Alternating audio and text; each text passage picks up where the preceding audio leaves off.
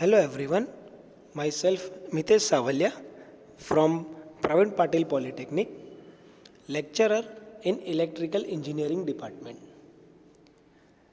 In the first video, we have seen about the introduction and need of a smart grid.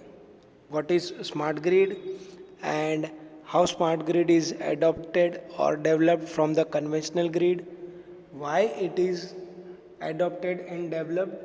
So the need of the smart grid we have seen. In the second video, we have learned about the components of a smart grid. So which are the major components of the smart grid? The only disadvantage for the smart grid is customer concerns over privacy, the transfer of data without their knowledge, fair distribution of electricity demand, lack of recognition or rewards on operational efficiency.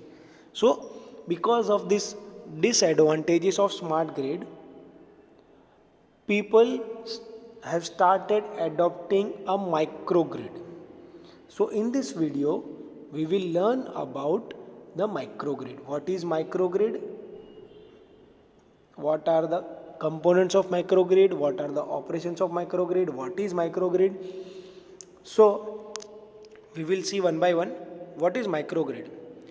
Microgrid is a group of interconnected loads and distributed energy resources with clearly defined electrical boundaries that acts as a single controlled entity with respect to the grid. So this definition says that microgrid is a group of interconnected load as well as distributed energy resources. Microgrid involves distributed energy generation. This is the distributed energy generation is the first priority of the microgrid.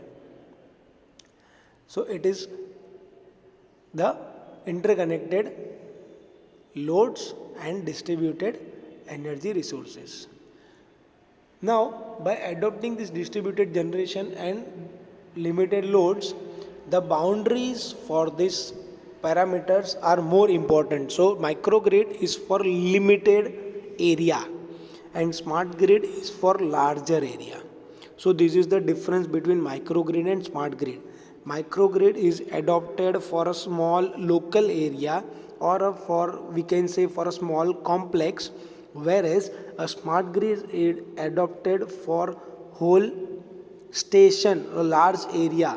For example, smart grid can be adopted for Andheri, smart grid can be adopted for Borivali, likewise. But in Andheri, if we further go for Lokhandwala, we can adopt a microgrid. So this is the particular area in Andheri. So microgrid can be adopted for Lokhandwala, but if we talk about the Andheri, we cannot develop a microgrid. Microgrid is always for a proper small area. So this is the only difference between microgrid and smart grid. Now, difference between smart grid and a microgrid. Smart grid are those electrical systems that includes multiple smart generating system, smart transmission and distribution system which are controlled through advanced technology like telecommunication system. Smart grid is the grid which involves smart generation, smart transmission and smart distribution, which is controlled through the advanced technology like wireless technology with the Wi-Fi, with Zigbee, etc. A microgrid is an electrical system that includes multiple loads and distributed energy sources that can be operated in parallel with the broader utility grid or a small independent power system. Microgrid forms their own power generating system, which is totally renewable energy generation system.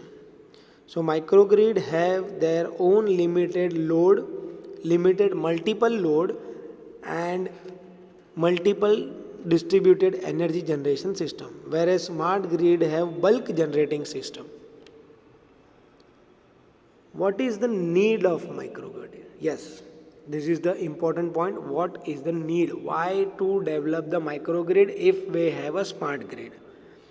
Yes, microgrid enables the use of micro level power generating plants by using renewable and alternative fuels and thereby conserve the fossil fuel.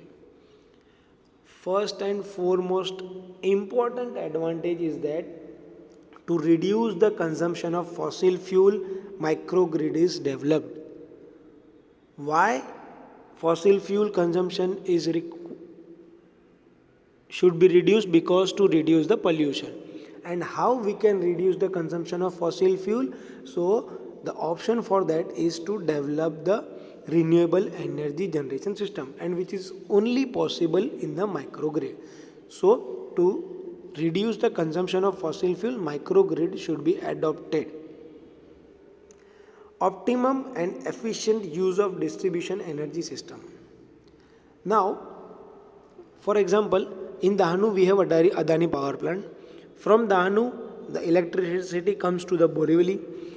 In between, very much transmission losses takes place.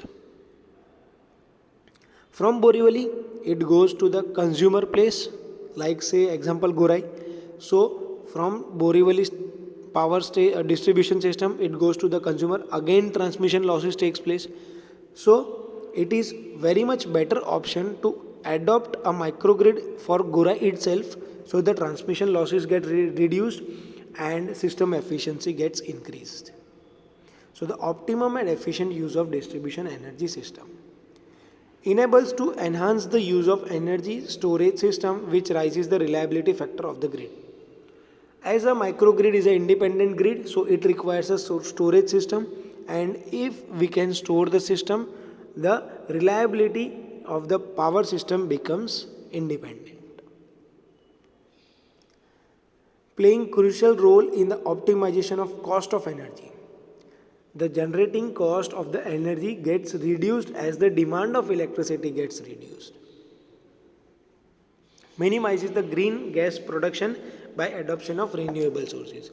As microgrid majorly uses the renewable energy system, generating system, so the greenhouse gases emission gets reduced. Enhance the power balance in the grid and improve the stability of the grid.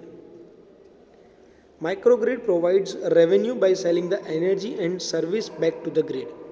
A microgrid is a grid which can generate their own energy as well as they can sell the excess energy to the grid back. So by selling this excess energy, we can generate the revenue. So this is also the important point for the microgrid. Now, which are the components of microgrid? So the component for microgrid are energy supply system, energy storage capacity, demand response and efficiency measures, energy management system, utility grid interconnection. Now what is energy supply system? For microgrid to provide energy supply, it is connected to the load without help from the utility. There must be a source of generation within the microgrid. So microgrid can supply its own energy. So the major component is that energy supply system. Microgrid should have energy supply system to supply the generated energy into the consumers. Energy storage capacity.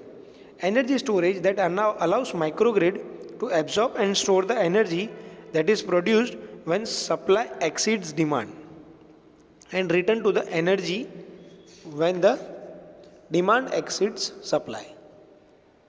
For example, in the night time, if we have adopted wind energy, so in the night time demand is less, whereas the generation of the wind energy will be as it is.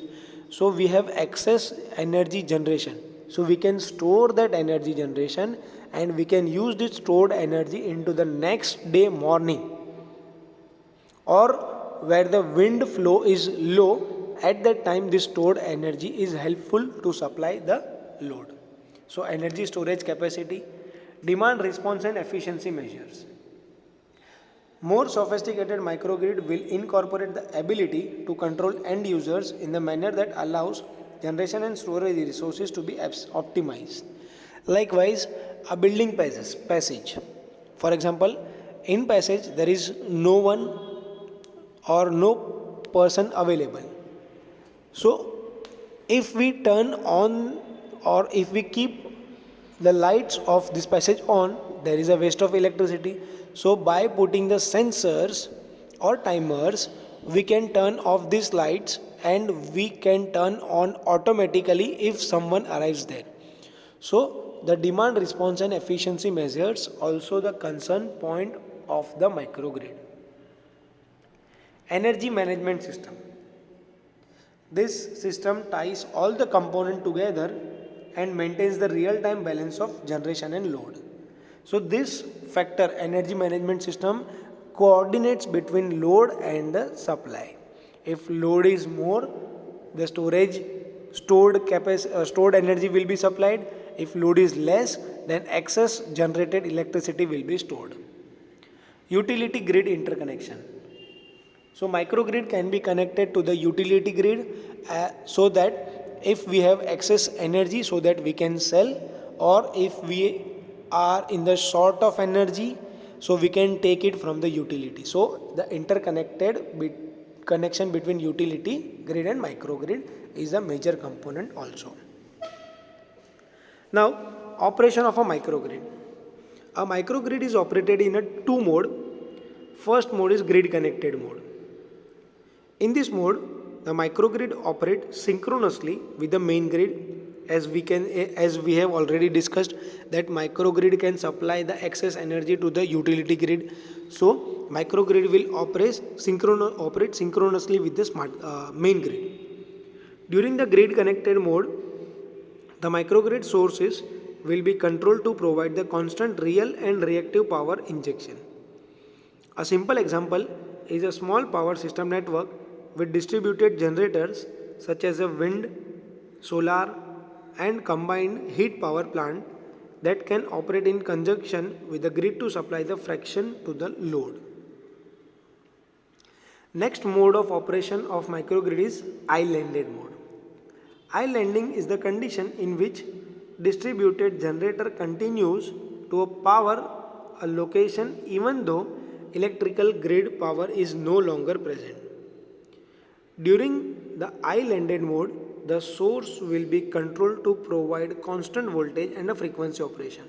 A simple example of islanding is a distribution feeder that has a solar panel attached to it. So this was all about the introduction, need and operation of the microgrid. If you have any doubt, you can call me or you can message me. Thank you.